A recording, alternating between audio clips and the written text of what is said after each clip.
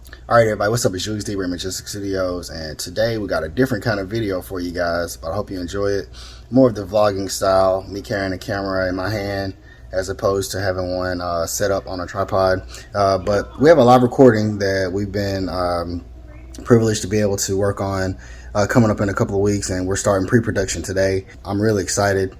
I know you see it on my face, but so what I'm planning to do is just kind of outlining the process that I've gone through as far as getting ready for this recording, just kind of going over the gear choices that I made, the things that I decided to use for the recording and why, just to show you guys what we're using here at Majestic with the live recordings. So we're going to outline all the pieces, what we're doing, how we're using them, why we're using them, and just wanted to kind of document that via video for my YouTube channel and the guys out there that care. About a month or two ago, when I first started talking to the producer about doing this, I was looking around and there's not a lot of information with people doing gospel live recordings and what their process or documenting just kind of how they go about getting it done.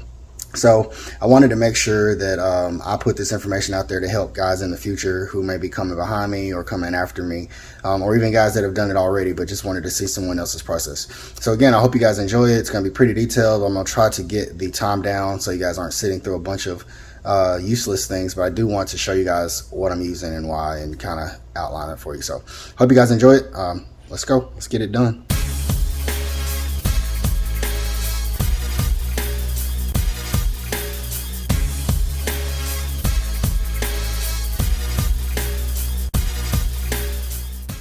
All right, so one of the things I have to do today is go and get the hitch put on for the truck. I called the other day to the U-Haul place to find out if they could install the receiver, and they looked up the model and stuff for the truck and realized that we already have a receiver installed. So there's like a little plate that I had to take off the back of the truck to see the receiver, and yes, it was already there, so I'm grateful for that. So that's a little money I can save as far as having to have that installed, but I do have to go buy the hitch to put on the receiver. So I'm on my way to the U-Haul store now to purchase that hitch and hopefully have them put it on so I can be sure that it's on correctly. They say there's just a little metal pin that you're gonna slip through a hole to lock it in place, but I wanna make sure it's on right. And I'm also gonna reserve the U-Haul for next week while I'm there. So I'm on my way to U-Haul now, see how this goes. Later.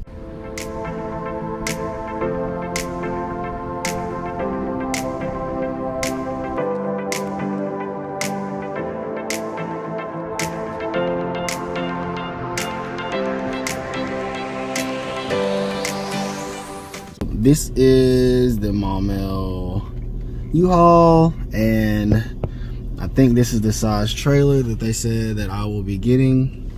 I think they said it's tall enough for me to stand up inside of. I'm pretty short. Well, some say I'm pretty short, but I don't know. They said I'd have to go down just a little bit or kneel down just a little bit, but I don't know if these are bigger or smaller than, oh yeah, they are bigger than those over there. So, all right, so I'm gonna go inside now and see what's up.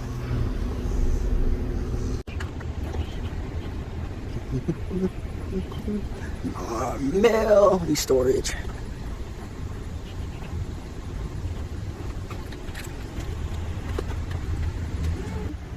Hello, doing all right?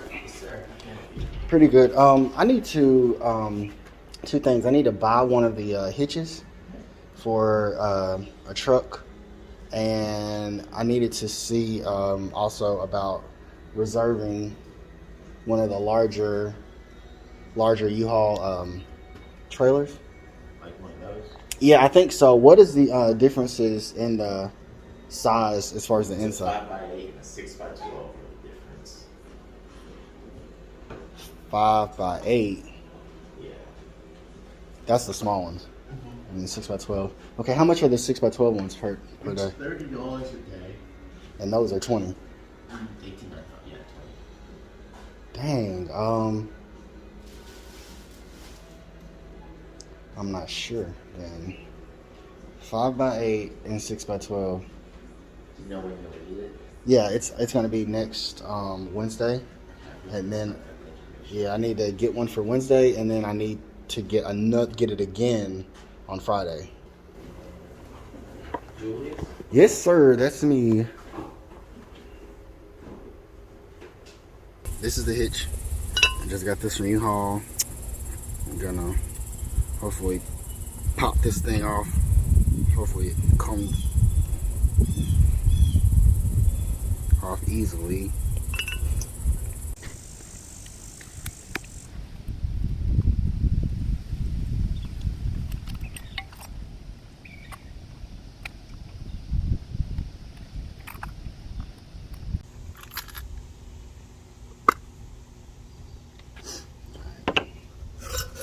So it's got like a little hook inside of it.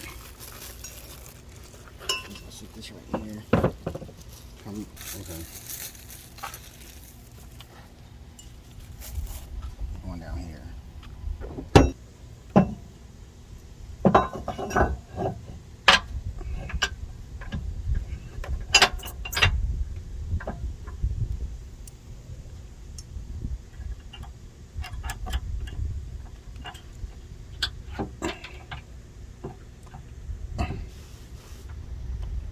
I wonder if it's supposed to go all the way.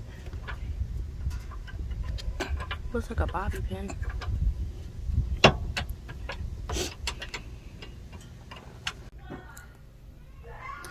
Hey, what's up, everybody? I'm back. Man, today was a crazy day.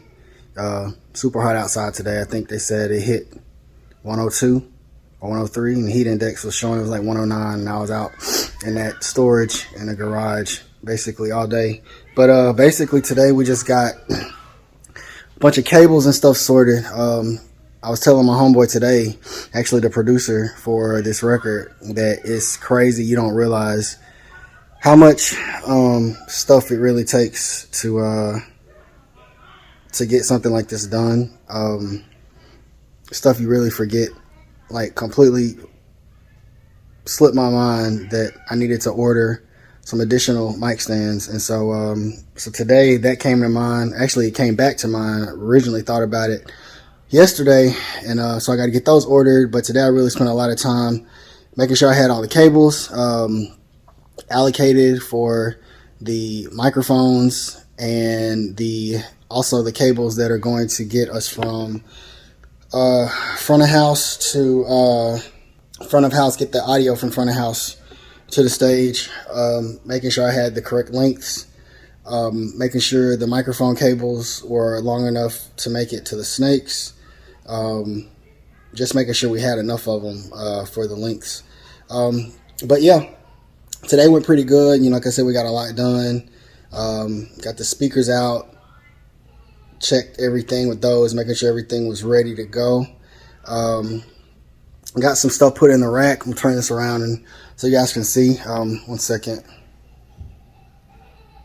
So yeah, I got the DI rack, the Radial Pro D8, and I'm going to do a little bit more talking about that later in this process, why I chose it, and how we're going to use it in this scenario. We're also using we got some other stuff in this rack that we won't be using unless the guitar player wants to use this guitar preamp, this Tube Man Plus. It's pretty cool. Not necessary, but hey, just in case, guitar players will know what that is when you see it. But anyway, we're using the Behringer S16. We're only using this. I was trying to think of a way to, because we're not using Behringer preamps at all for the recording. We're using them for the live sound. But I was trying to figure out a way to get because we're using a snake splitter, which I'm going to talk about some tomorrow. The way the snake is split, there's not a way to send returns from the main snake. And like I said, you guys will see that all tomorrow. There's not a way to send returns back from the snake. So I had to figure out a way to get audio back to the stage for the house speakers, for the artist monitors, and for the background singer monitors. So that's what we're going to use the S16 It would allow me just to use one Cat 5 cable. We're going to send that from the X32, the house, for the house sound. We're going to send signal back via Ultranet or Ethernet or Ethercon or whatever they call it. We're sending a signal back to the stage to the S16, and then we'll use the outputs on the S16 to send to get audio to front of house, for not front of house, but to the main house speakers, to the artist monitors, and then also to the background singers for the stage. We're using P16s, Behringer P16s for the band to cut back on mic bleed from the instruments, so their area will be completely quiet, minus the drums. We're using a Nord organ, and so that'll also be run direct, so we don't have to worry about mic in the organ. So I think the only thing that we'll have acoustically that will be picking up audio, as far as the recording is concerned, is we'll have a mic on the guitar cab. We're going to do DI for the guitar, as well as a mic on the cabinet, and we're going to have the drums. The drums will also be mic'd, of course, so everything else will be run direct, so we should be getting a pretty clean signal. Should be pretty quiet in the band area, so hopefully we don't have a whole lot of instrument bleed from them playing super loud or saying they need to hear themselves, because everything will be on in-ears. So, but anyway, like I said, we got a lot done today. It was a long process, just getting stuff out and getting it ready. This is the first time that I've had to pull this rig out in a little bit because of COVID. So we're going to, we just took our time getting everything out, getting some stuff tied with zip ties, and just making sure stuff was as organized as possible. So as organized and as clean as possible to make it easier to transport. We'll start the programming of the show and get some of these tracks named and stuff like that in the X32. I may do it on the computer so I can work on it tonight and not have to be sitting in here to do it, and then just transfer everything to the X32 via USB. But that's what we're doing. That's the X32 we're going to be using. Behind us, here are the speakers that we'll be using for stage monitors for the background singers. Just some Behringers. We're going to get as good a sound out of them as we can. They're not the best, but they'll be decent for background singers. But we have some EV12s that we'll be using for the artist monitors, and then the house speakers will be the EV 3-way for the house sound. So, but you guys will get a better look at all that stuff tomorrow. But that's what we got done today. Like I said, it was a long day. I'm tired, sweating, you can see, but we got it done. Like the concert is a week from this Friday, so we got about 10 days until then, and not including the weekends, and load in is on the Wednesday before, so I got about a week and a half to get everything completely solid as it relates to the rig. We have another console that is on its way here. It'll be here Friday. That's going to be the rig we use for the recording, the console that we're going to use for the actual recording, the preamp. So I'll let you guys be surprised when that gets here and I get to show you. So we're excited about it, and looking forward to next Friday and doing this live recording in Majestic Studios. This is the first one that I've done completely as far as by myself. I have done audio for a live recording I have done audio at a recording before, or we did record a concert. I'm not gonna say it was a live recording, but we did record the concert a couple of years ago at our church. But this is the first one that I will have done from scratch by myself. I'll be doing the live PA, the live sound engineering for that, as well as engineering the recording. I'll be done by Majestic Studios. So we're excited for the opportunity to get to do this, and we'll get some more gear to show you guys tomorrow. So hope you guys are liking this so far and enjoying what you're getting to see. See you guys later. We're out. All right, so this is day 2 of the pre-production for the live recording that I was telling you guys about, and that's going to be in Little Rock next Friday. This is actually Wednesday now. The first taping that I did was on Monday. I skipped yesterday because I ran into a couple of things I had to get taken care of. You guys are going to be laughing, possibly. It's not really funny, but it's kind of crazy that it happened. that kind of offset me a little bit as far as getting work done yesterday. But we're back today again. On the first day, basically all we did was allocated cables, made sure we had the right numbers set aside, the right number of cables for our inputs and outputs, and also the proper lengths for those applications. It's crazy though, because no matter how much planning and pre-planning you do, you're probably going to still run into a situation where you either forgot something, didn't bring enough cables, or something's not going to be long enough to reach where it needs to get. So try to make sure we had enough extra just in case, but there's probably going to still be something that we're going to run into the day of. So just be prepared for that, making sure you have a lot of cables. And I'm going to show you guys, this is what we have as far as this is what we're providing. These are the cables for this show that we have. This is what we believe is enough. The only thing that's not shown here is the cables for the power amps that we're using for the monitors on stage. Those are connected to the monitors right now that we were using for testing, so that's why they're not shown in this little clip that you're seeing right now. But anyway, we're getting ready to go today. Like I said, this is day 2 of pre-production. What we're going to be doing today is we're going to actually be going into the console and we're going to start programming. We're going to go over our input list. And for those of you that don't know what input lists or aren't familiar with input lists, only thing input list is it's a list showing exactly what it says, showing all of the inputs that will be used for the show.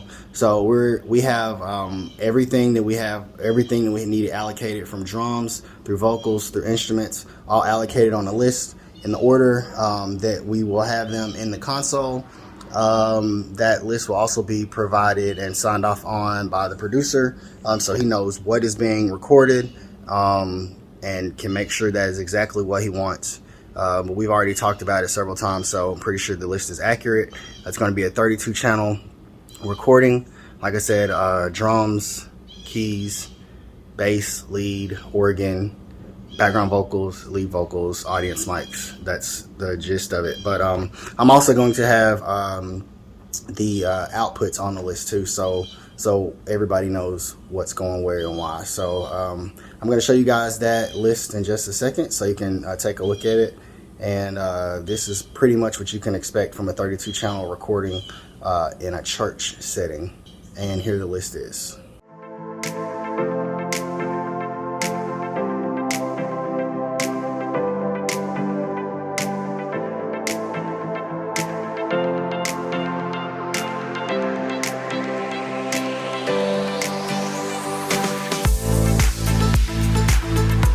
Alright, so the crazy thing that I had to tell you guys that happened was, okay, so one of the wireless mics that I was looking at using for the recording, like I said, the first day I was just testing everything just to make sure everything was good. I felt like it was, but one of the wireless mics that I was planning on using, I could not find the receiver for it. And and it was crazy because I could not remember. I bought some stuff from a guy here in town and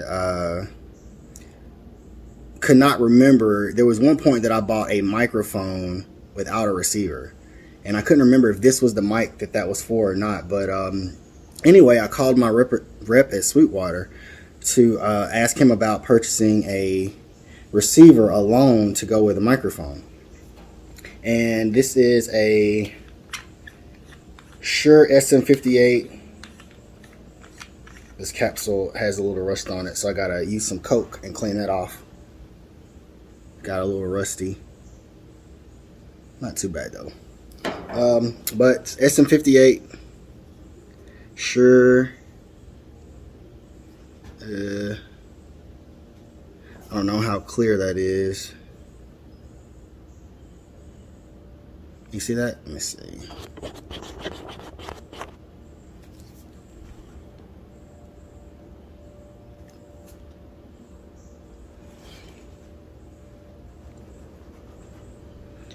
Shure SM58. A little blurry, but hey, you get the point. So this is a SM58, and it's an older model, I think, but it is the ULX 2-M1, and that's going to be blurry too.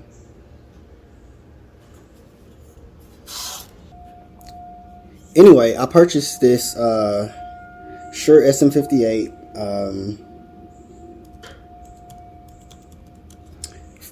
from a guy in the city, and it's the ULX 2-M1 model. So SM58, I figured it was a good mic. He wasn't charging much for it, but I was not paying attention, and just shows you how fast somebody can catch you slipping if you're not paying attention. But if you take the cap off your mic and look at the label inside your Shure mic, and then the back of the Shure receivers, there is a little label in there that tells you the model number, the FCC ID for the microphone, and also the frequency ranges that microphone works at, the frequency bands. And and unfortunately, this mic that I purchased is in the 600 megahertz band, specifically 662 through 698. And for those of you who know, as I was not paying attention, this band has been sold to cell phone companies and is now illegal to use. So I have a microphone that is almost worthless.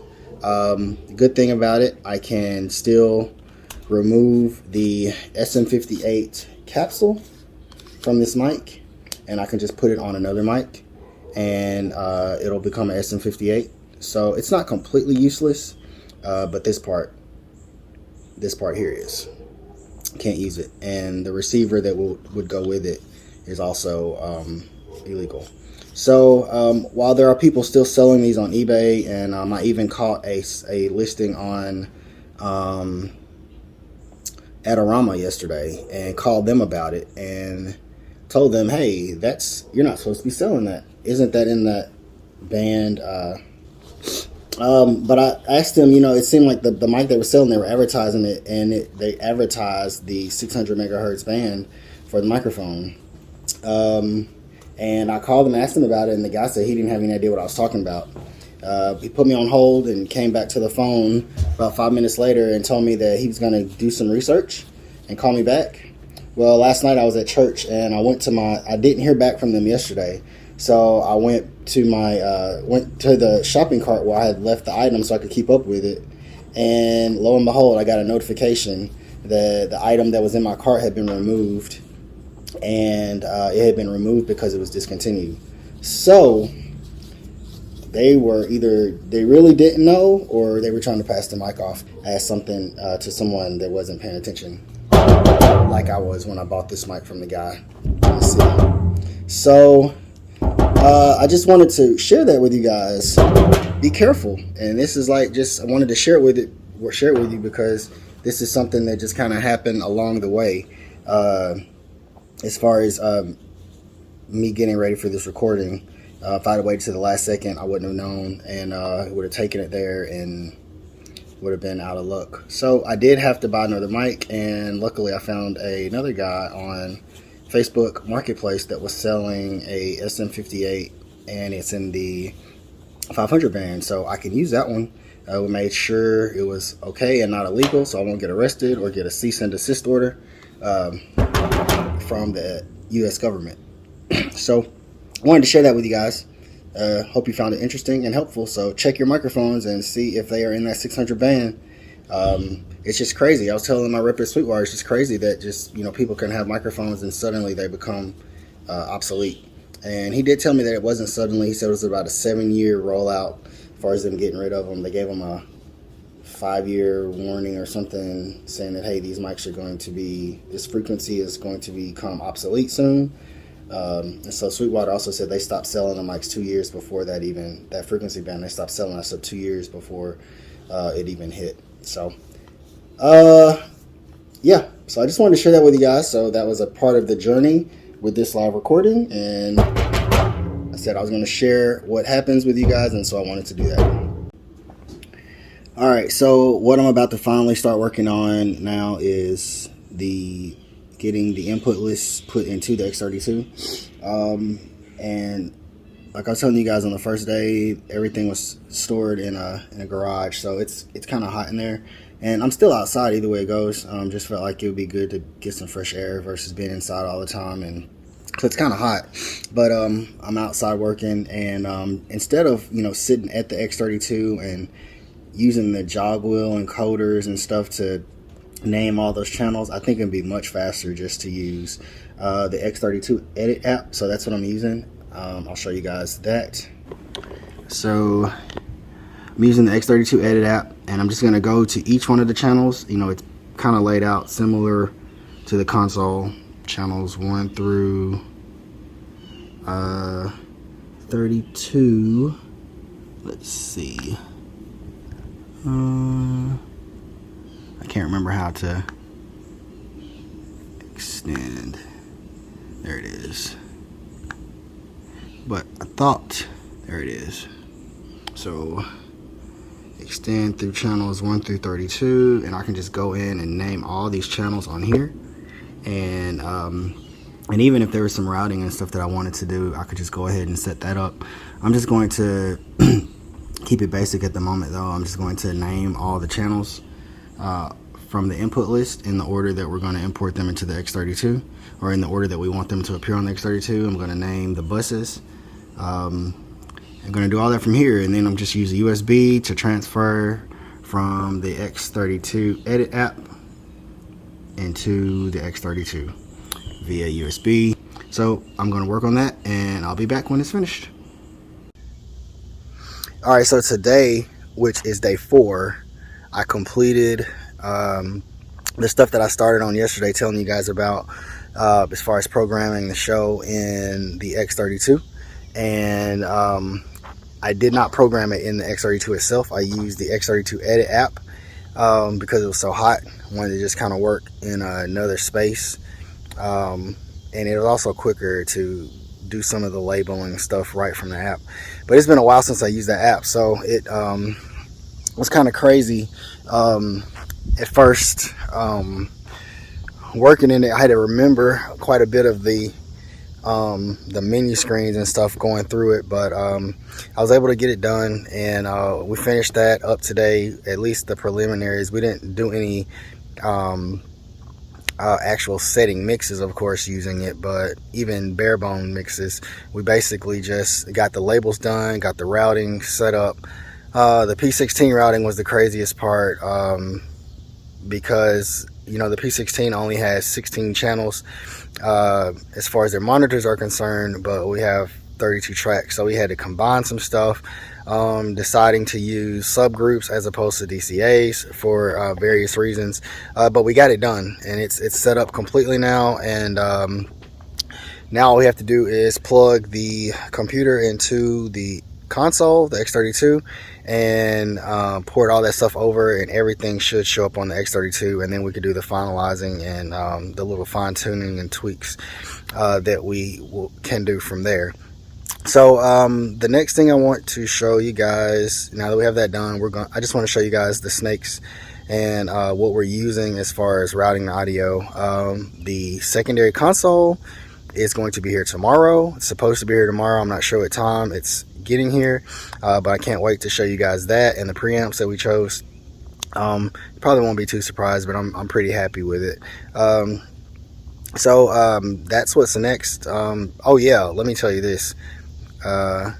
Your boy grew up a lot today, man. I had to buy 16 freaking mic stands today. I decided I just did not want to take any stands out of the studio, out of the recording studio that we use here at Majestic, and I wanted everything from outside. So because of the way the show is outlined, it was going to require 16 stands, and I tried my best to wait until something here popped up locally, like somebody was not giving away, but selling used stands or something like that, but I just could not find anything.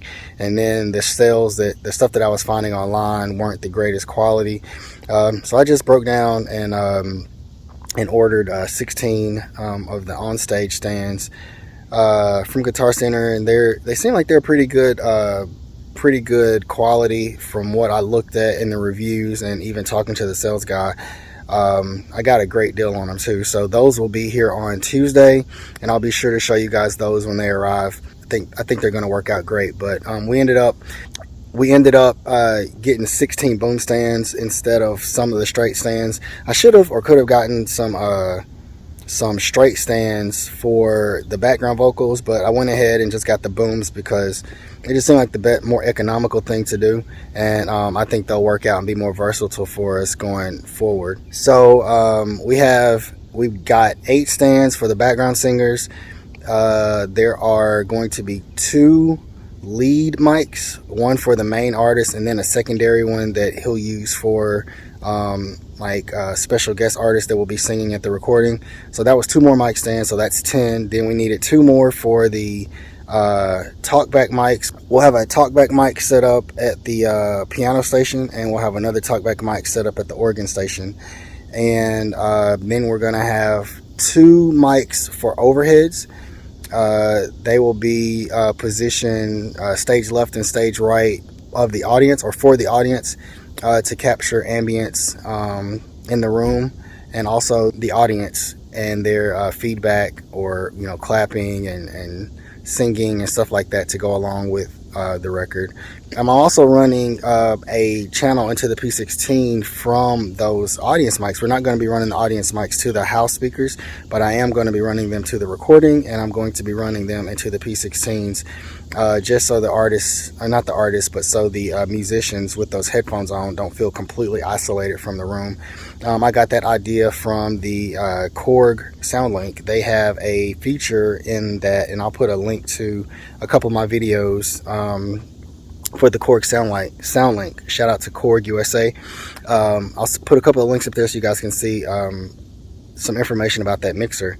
But I got that idea from their new hybrid mixer called the SoundLink MW2408 and 1608, and it's called Inject Left and Right. And what it does in the headphones, you're able to inject some of the main mix back into whatever mix the musician has set. So if they're just listening to their instruments and stuff like that in their mix, you can inject just a little bit of the house mix from the mixer into their headphones, like I said, so they don't feel completely isolated from the rest of the room. So that will be sent there. Let's see what else. But yeah, so those 2 mics, and then I think that might be it. 8. Oh, and the 2 drum overheads. I bought 2 new mics for that. 2 new mic stands for that too. So 16 total. 8 background, 2 for the audience, 2 for the lead and the auxiliary lead, 2 for talkback, and 2 for the drum overhead. So 16 mics. Pretty crazy. Yep. And I wasn't happy, but part of the job. And hopefully they last me a long time too, so I can use them over and over again. I was telling some guys today, it was a worse feeling than trying to buy good cables. Cables are like the last thing we think about when we're buying instruments and stuff, but they're one of the most important links. So I had to spend that money, and but we got them. So anyway, I'm going to show you guys the snakes and let you see why and how we're going to be routing the audio to the consoles. All right, so before everybody floods the comments letting me know that, hey man, the X32, you could have just plugged the USB up from there and recorded. You could have done everything from there. I think I voiced part of this the other day. We just did not want to use the X32 preamps. Now, that's not to say that there's anything wrong with them. Just decided that we wanted to go a different direction this time and get a little bit more quality out of the preamps for the recording. So instead of using the X32, we're going to be using something else for the recording. Like I said, I'll show you guys that tomorrow.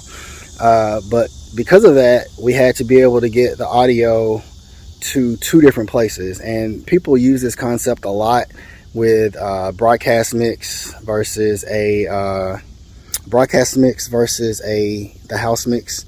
and we're just kind of using that concept for recording. I think people use it for front of house and monitors, so we just kind of adopted it and are using it for recording. So we're using 2 different consoles for that, but I just want to show you guys kind of the snakes, or not kind of, but I want to show you guys the snakes that we're using to complete this process. All right, so this is just a standard 16 channel snake made by Livewire. I would have much preferred if I could have gotten combo jack inputs, and then I could have connected the keyboards directly without having to go through DIs. I probably would have still went DI anyway, but I would have probably still gone DI anyway, but it at least gives you a little bit more flexibility and options. But this is just a standard 16x4, meaning you have 16 XLR inputs, and this is where the sound comes into the snake.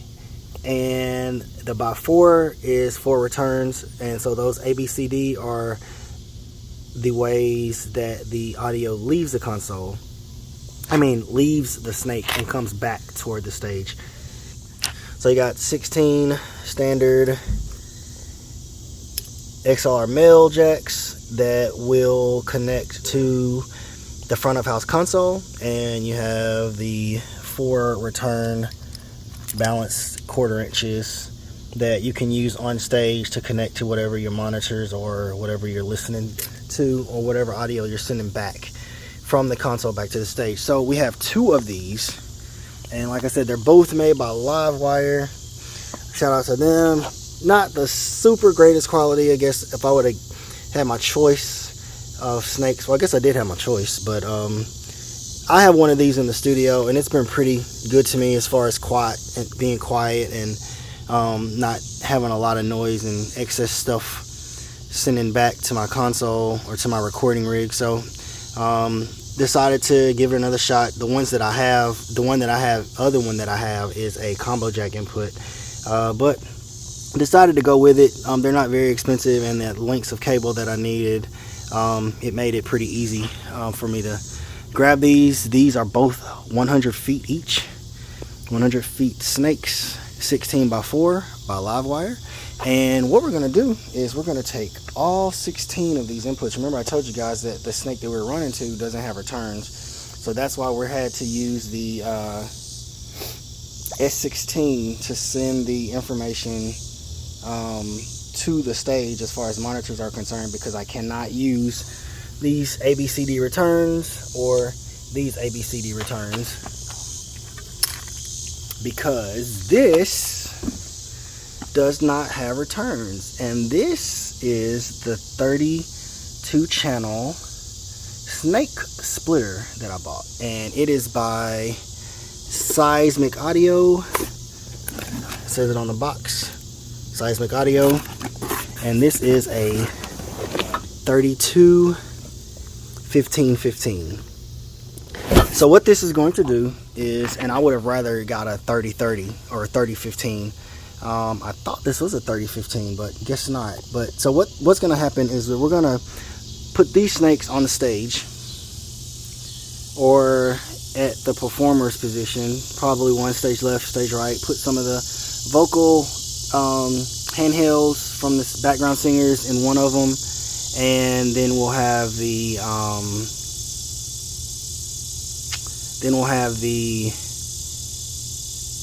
instruments in the other. And I just thought about something, because the X32 is going to make me work in blocks of 8, I believe. So those wireless mics that I have, I won't be able to use the local inputs that are on the X32. Well, I think there is a way to route that where you can go in blocks of 4 instead of 8. I think they changed that. I don't know why they did that in the first place. That was kind of crazy, to make you move in blocks of 8. So that means that 1 through 8, 9 through 16, 17 through 24, 25 through 32 have to all come from the same place, whether it be AES or local. Y'all hear those cicadas? Sorry, just kind of enjoying the fact that it's not 105 degrees outside. Hopefully they aren't too loud in the video. I'm still going to use this, but that'll be why. Just something different for you guys than me sitting in my room in front of my backdrop. Just wanted to kind of do something different. So sorry about the sound, but that's what it is.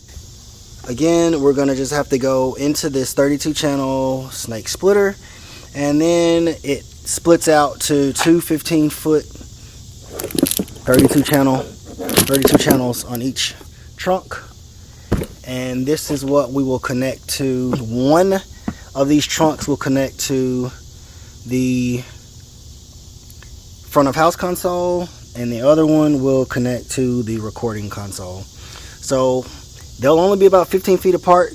If I remember correctly, that should be enough space from the amount of area that they're giving us, where I'll be stationed with the front of house console. Then there's a little private room where the recording rig will be, and hopefully that 15 feet gets us there. So I just wanted to show these to you guys, keeping you involved in this process and what we're doing. But these are the snakes that we will be using to send the audio to the X32 and the mystery console that will be here tomorrow. But we'll see you guys tomorrow. We'll show, in that video we're going to be showing, or in that clip we're going to be showing the preamps that we chose, as well as the console that we chose. I'll do that video as soon as I get here. As soon as the console gets here, the preamps are already here. They're in a box. So anyway, show you guys that later, and we'll see you soon. We'll see you tomorrow. Later. Hey, what's up everybody? Julius DeBerry, Majestic Studios, and it is day 5. I want to thank everybody that has been on this journey with me these last few days, as I kind of walk through my process, or what we've done at this point, as far as building the rig, or what we're using for this live recording, Little Rock, Arkansas, on next Friday. And like I said, yeah, it's day 5, and I told you guys that something very special was coming today. And so that's what today is basically about. This clip of the video will be about the preamps and the console. So first of all, I just want to tell you guys, or show you guys what we chose as far as the preamps are concerned. And that is the Midas DL16s. That is what we chose for preamps. The Midas brand, now owned by Behringer. But these pre's are great, amazing even. Did a lot of research, a lot of reading, a lot of user reviews, a lot of listening, and we feel really good about these, especially compared to their Behringer counterparts. Now I will say that, we'll say this, this decision was made, of course I told you guys that we were going against the, not going to use the Behringer units, and that is because we wanted to get something a bit higher quality, and just, not that there was anything wrong with Behringer, but just wanted to see if we could step it up a little bit. And we chose the Midas because, you know, buying 32 preamps is not cheap at all. If you look around at what's available, like right now, as far as buying preamps at dealers, you're going to come off a lot of money, basically, no matter what you do. There wasn't a cheap way to do this. But we tried to find the best bang for the buck, and with getting 32 preamps, there was a lot of options. We looked at a ton of stuff. We looked at, I even considered getting 2 more. I have one already, the Antelope Goliath audio interface. We looked at buying 2 of those because there's 16 pre's on each one of those units, and we were going to just maybe create an aggregate device and go that direction, but they were really hard to find in stock. That was the first generation Goliath, and so that didn't work. And like I said, we just looked, and we settled on these because of the quality and being able to get 16 of them for that $879 price. And I actually paid $750 for mine. They're brand new, sealed, and still able to get warranted, and we're happy about that. $750 each on those, and we think that they're gonna do a great job.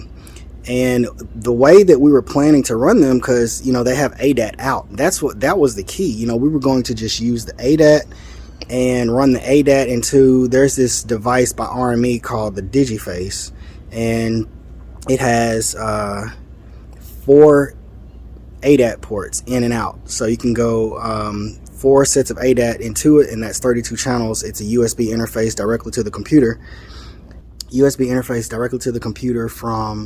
From ADAT. And the only reason I decided not to do that is because the Midas stage boxes don't have any way to input information into them through ADAT, so they were going to have to function as the clock. And I just didn't feel really confident or comfortable using the stage boxes as the clock for an entire live recording. And they probably could have handled it well, but I just felt like I just wanted something that I could depend on a little more. So we took we've had these preamps, we ordered them, we've had them for over a month now, maybe close to 2 months, and just been sitting on them, trying to make a decision about where we're going to use to route them to. And like I said, the console came today, and I guess you guys probably can easily guess now what we're using for the console. And here it is, the M32R Live. This is the console that we're going to be using for the live recording. And again, I think this is a great choice. This is rackable. May not have it racked for the recording, but it is rackable. It's small, it'll fit in. We don't have a lot of space as far as the area that they gave us as far as the recording is concerned. Okay, yeah, so I'm not gonna have a whole lot of space as far as what they allocated for my rig between the live sound rig and then the space where I'll be as far as the recording. There's not gonna be a whole lot of room, so that was one of the reasons that I decided on the M32R as opposed to the M32 full console. Alright, and so we're gonna just open this up real quick. I'm sure most of you guys have seen this before, but I know people like to watch people open stuff on YouTube, so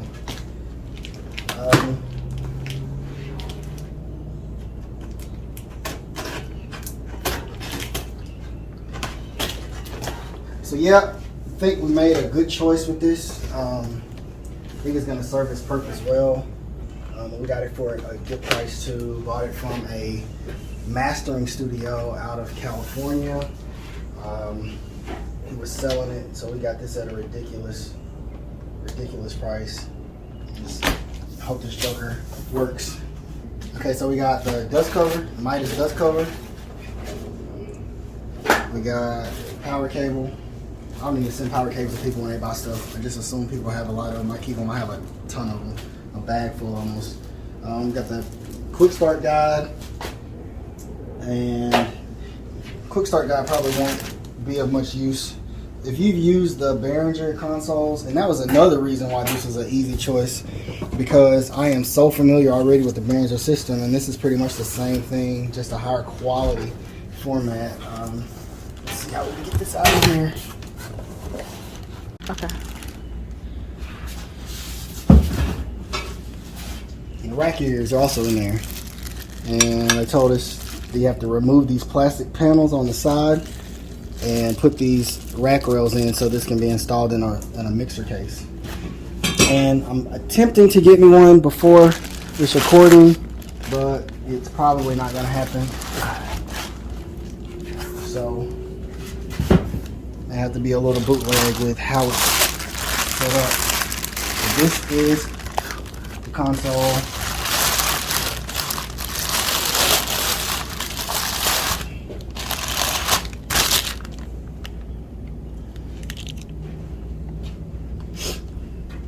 We got 16 faders across the front that will be operating in banks of 8. 4 banks of 8 for the inputs. The buses and banks of 8. So very similar concept to the X32, but it's smaller. The exact same concept as the M32, but smaller. And just like the seller told us, it is in great condition.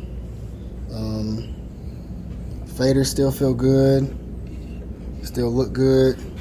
And if we go around to the back side, we'll be able to see one very special thing about this console is that it comes with the DN32 live card that will allow us to record, use this as a USB interface to a computer. I'll raise it up a little so you can see it.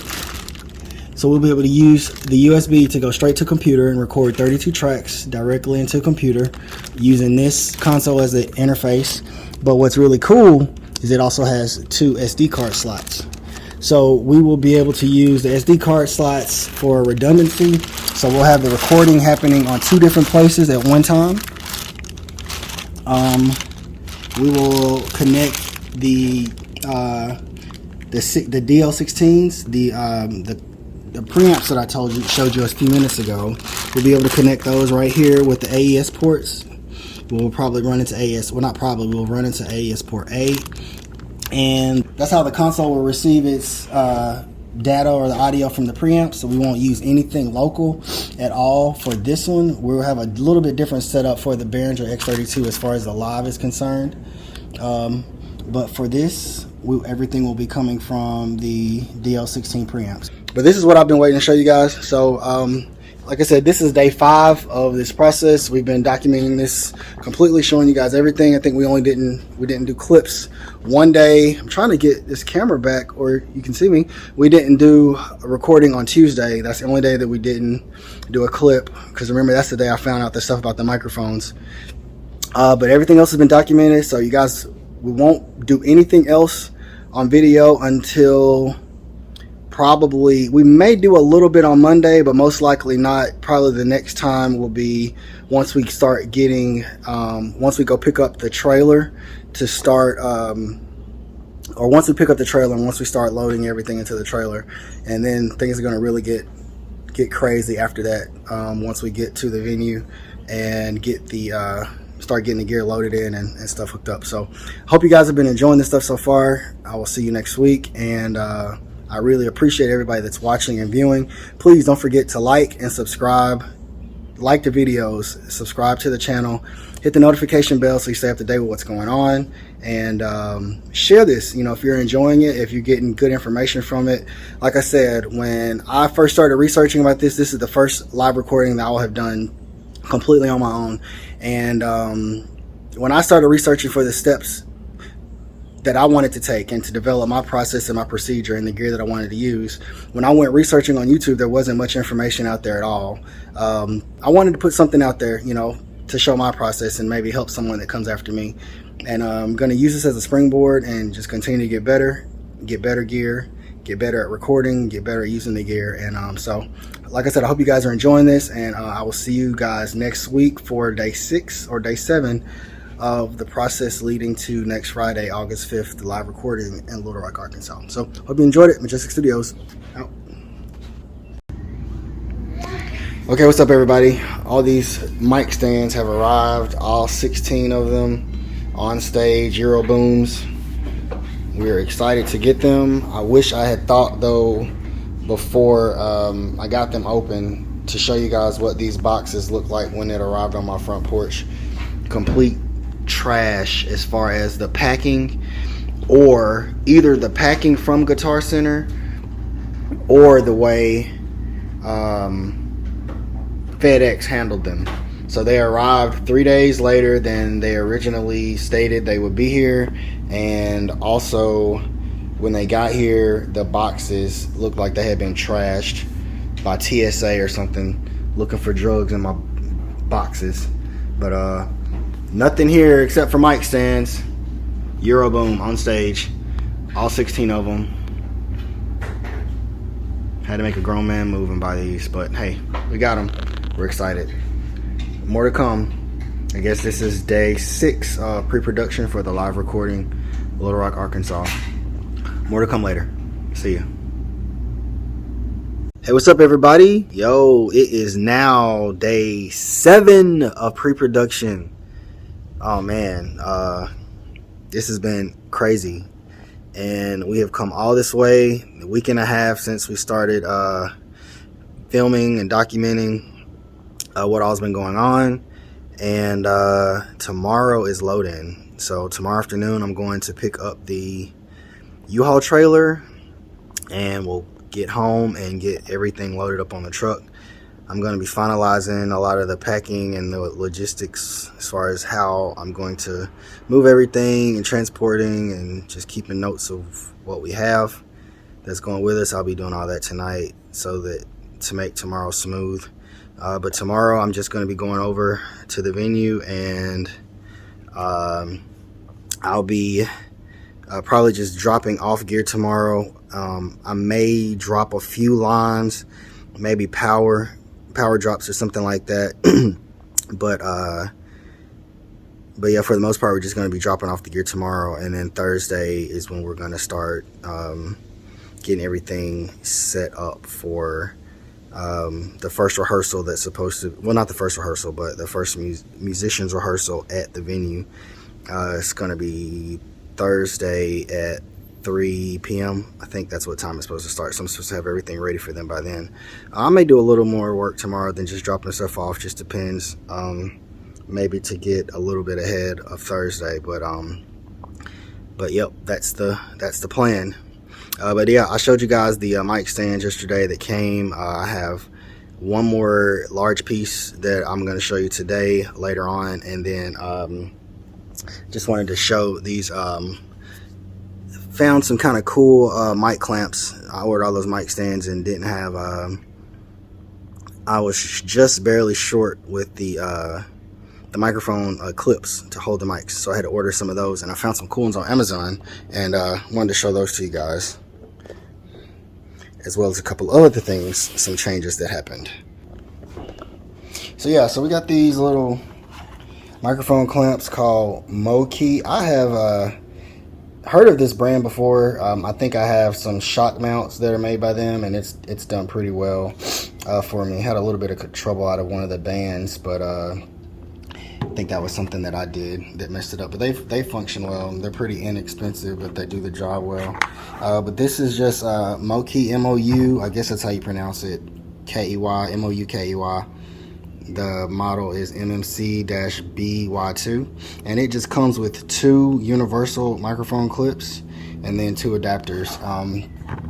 Just in the box. I've already taken them out of the plastic, but you just got 2 mic clips in here and the 2 adapters. I guess if you need a different size adapter to fit your mic stand. These are a bit smaller. These are what the clips look like. Pretty firm. I'm not sure if they'll hold Shure wireless mics, but I think they're supposed to. But we'll have SM58s in these. This is what they look like. And they fit right into the mic stands that I got.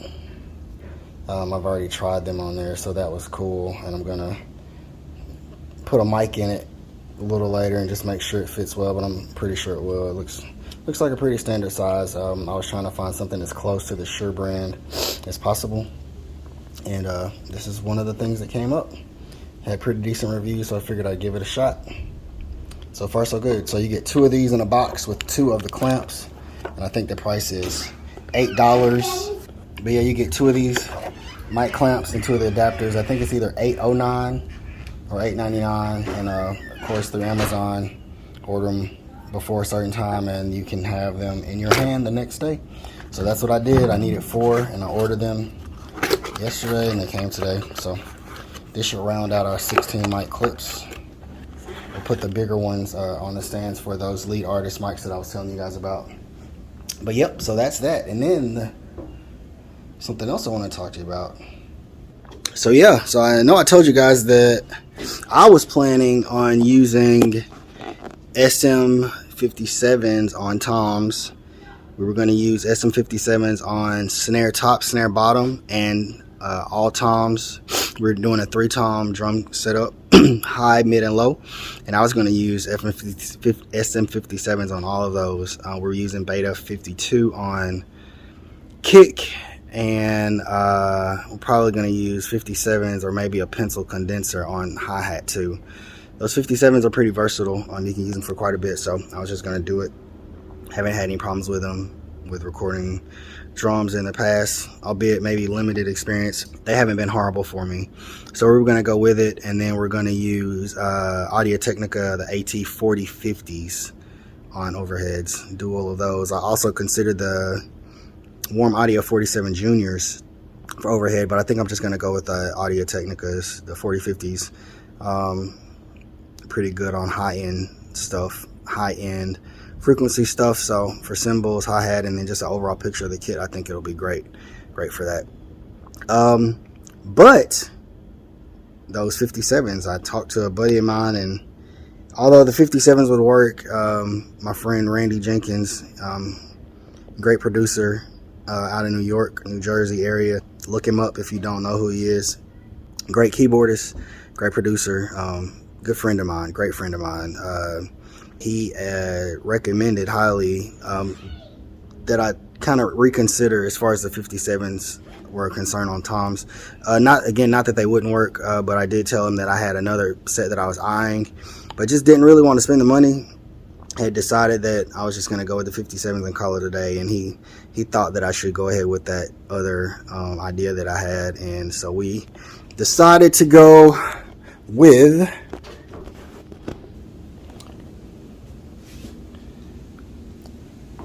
the Sennheiser E604s. Gonna use these bad boys for toms. We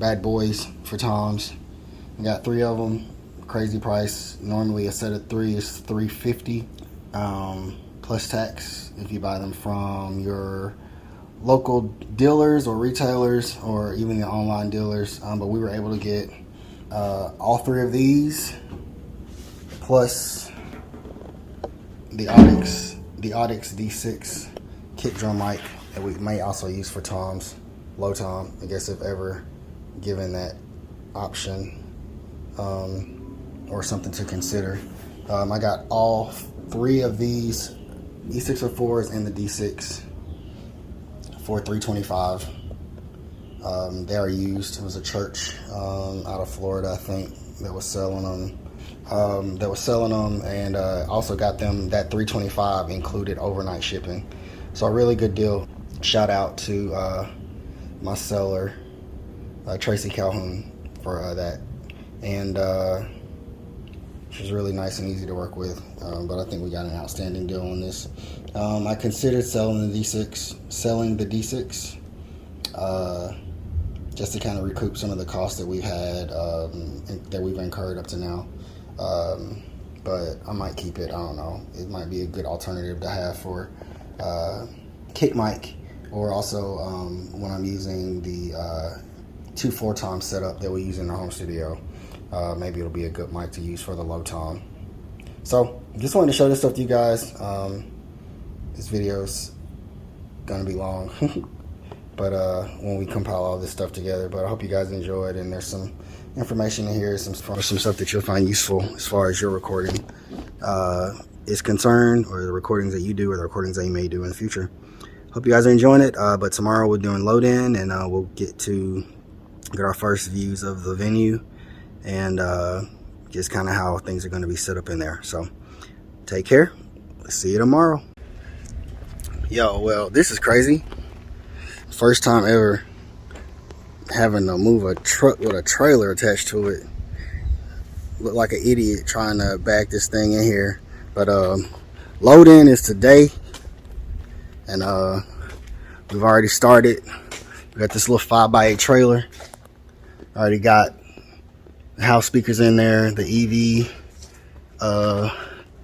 3 ways, powered. Should be fun. Got a lot of stuff that we got to get loaded up, but it has begun. I'll check back with y'all a little later on the way.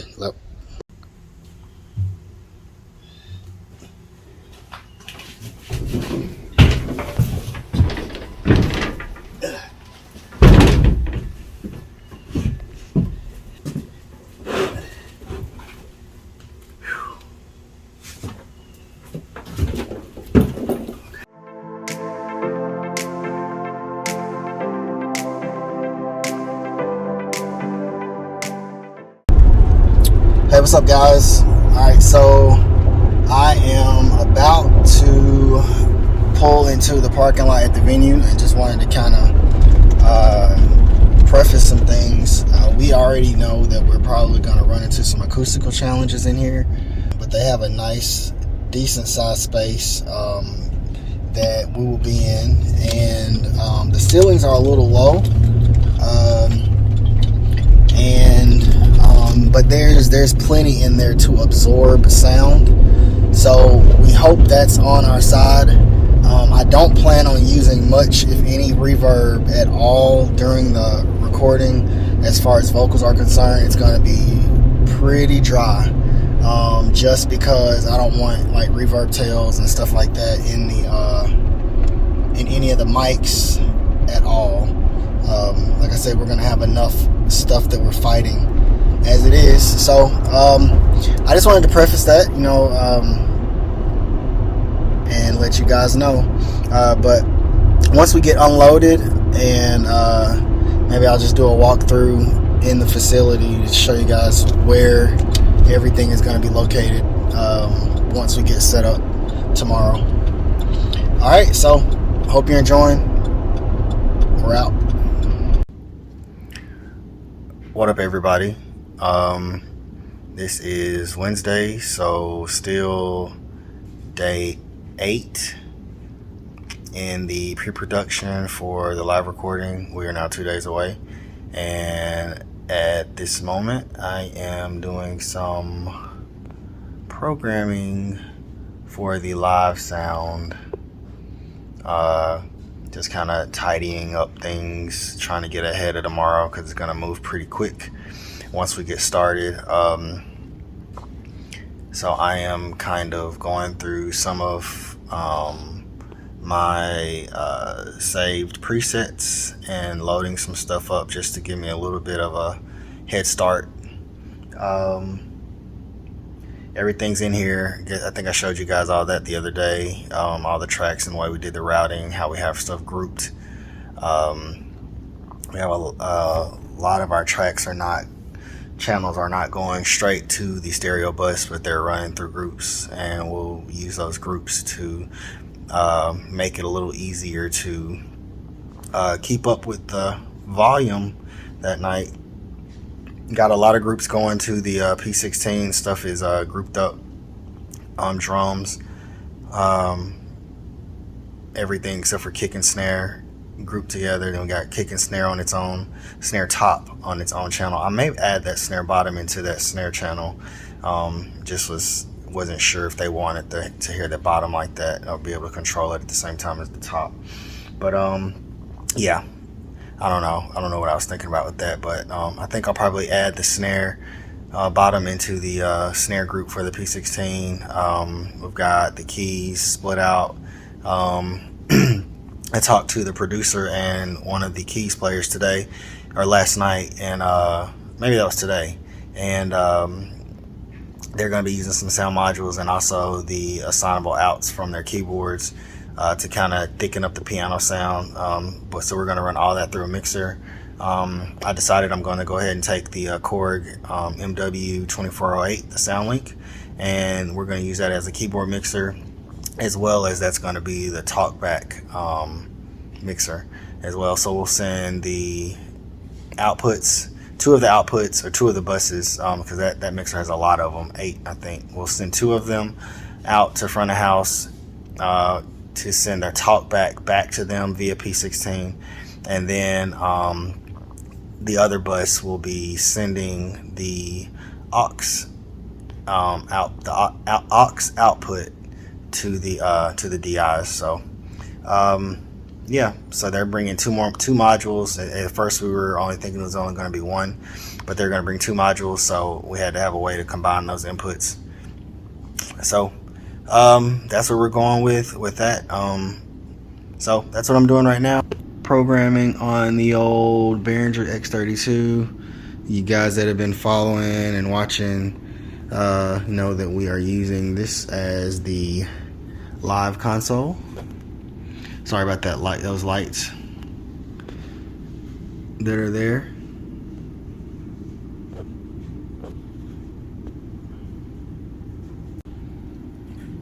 But yep, this is what we'll be using that night. All right, and I also wanted to show you guys how this came out. This is the M32, and it is now, well, hold on, can we get a little more focus? There we are. I'm going to show you guys this M32, and it is now completely racked in this mixer case with the DL16 digital snakes. I think that is so cool. Daughters gave me a dad sticker. I just stuck that on my case. And we also have, this is the back. This joker is heavy, so it's still sitting on the rolling case. So we got the power conditioner back here, and we are also going to be using the X-Live SD cards for recording. I think that is dope. To me, that's a game changer. We have, let me show you this.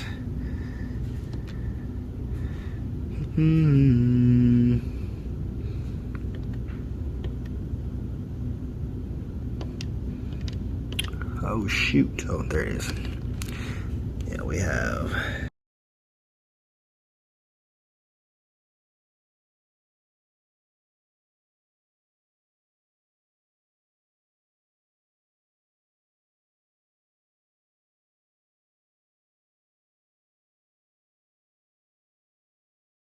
Hey, what's up everybody? Julius D. Berry back again, and I know the last time we talked, or the last clip before this, I was on my way to the venue and was excited to get to finally let you guys see the venue and get a great image, or show you guys where we were going to be doing this live recording. Well, that never happened. I wasn't able to get any really great footage while there. I did get some video, and I'm going to show that stuff to you guys in a second. I wasn't able to like really do a lot of videoing and stuff while I was in there. It wasn't anything that the venue stopped me from doing. It was mainly just really having the time to do it. And let me begin by saying that the recording was a success. The recording was a success. I feel like we captured what we expected to capture, and of course, like I was saying before, there's going to be a lot of things they're going to have to do in post, but I'll talk about that a little bit more in a little later. Setup. I guess the load in from where the gear is stored into the truck took about 45 minutes, and it took about that long to get everything off the truck as well. But the setup took quite a while. It took quite some time. If there is one thing that I guess I would tell you guys that I took from this situation, or took from this entire process, is to make sure you plan. And even when you're done planning, plan some more. Just try to think of any and every scenario that you could possibly run into, and try to have a outfit or a solution or a plan B. Even though I planned the way I planned, and I think I did a great job with pre-production and getting everything ready, and before I arrived, making sure everything was doing what it was supposed to do, and organized. But it's just gonna happen. You're gonna get to venues and stuff is gonna just kind of throw you off. Probably won't. Even in the most ideal situations, there's gonna be something that happens that could mess you up, or kind of get in the way of the way you want to do things, or the way you wanted to do things. But man, the not the load in, but the actual setup. It took, when I say hours, it took hours. And I guess another thing that I would say is, don't try to do it by yourself. Even if you're normally a one-man team or even a two-man team, just having some help there, just some people that you could delegate some things to, some tasks and some responsibilities. Even if it's just, simple stuff like setting up mic stands or running the snakes, cutting cable ties. I had stuff so organized. There were cable ties on everything, and not the kind of cable ties that you just with the Velcro. It was the kind you have to cut. So I mean, all of that stuff over time just added up. It just added up, and it would just be cool if it would have been, cool, I guess, on my front, if there had been someone that was there, not could have, because there were people that could have, but if I'd have had someone there assigned to some things to help me, that would have made a huge difference. But for what it is, we had a decent setup at front of house. We were supposed to be, in a separate room, isolated from the live sound, so we can monitor the recording. But just the way things worked out, like I said, stuff just happens. It didn't really work out for me to be able to use the room that we originally had discussed I would be in as far as the recording was concerned. So I ended up with the recording rig just to the right of the live rig. And thankfully, I was able to still monitor well what was going into the recording. I was able to solo the tracks, and I have some good headphones that allowed me to keep everything isolated pretty good, and that helped a lot. between that and watching the meters, we were able to make sure stuff was coming into the recording system pretty clean, very clean, and it worked well for us. We had the band was just off stage to the left. It was on the left side of front of house, so that would be to the right of the stage. That's where the band was. The drums were in the far corner. They had a shield. We had a top for a shield that we had brought in and weren't able to use it because the shield that was provided was quite a bit shorter than we needed it to be. We would have had to drop the overhead mics for the drums way down. Cymbals would have had to been down even farther. So we didn't get to use the top. Drums are in the back corner. We had the do not open the door, close it.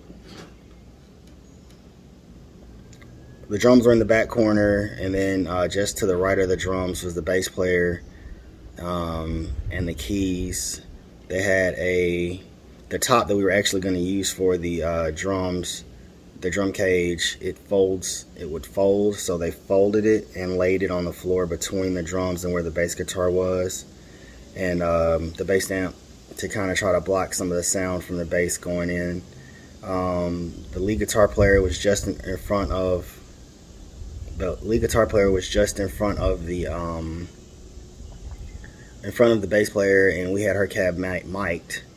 And then the keys, the keyboard player was just to the right of the bass player, and then the organ was diagonally from that. And I'll show you guys all that in the video where with the footage that I was able to capture. But all in all, like I said, it was a decent experience. I really enjoyed it. I learned some stuff about myself. I learned some stuff about the process, and I can't wait to do it again. I love the rig that I put together. I love the process of figuring out how I was going to do it. I love the way that it came together, and it felt really good doing it. The people that I served, the clients, they were extremely happy. and you know, it was just a great experience. Like I said, if there were some things that I could change, I would definitely have some help. I think setting up and breaking down took me way longer than it should have. So I would definitely have hired help, hands. And we did run into one major hiccup with the AES ports on the live rig. The recording rig was flawless. Everything was exactly like it was supposed to be with that, but we did run into a few issues with the AES, with the routing of the AES for the live rig, for the live sound rig. That took a bit of time on Thursday during rehearsal to get set up, as we didn't have control of the monitors on stage. It was crazy, but once we got all that figured out, everything was smooth. The band used P16s for monitoring, and everything was clean. But I hope you guys have enjoyed this process and enjoyed being able to see what all I put into this and what I had to do to make it all happen. And I guess if you guys have any questions or suggestions, maybe, or even just some things you just want to say, comments, put them down below. I'd love to talk about it.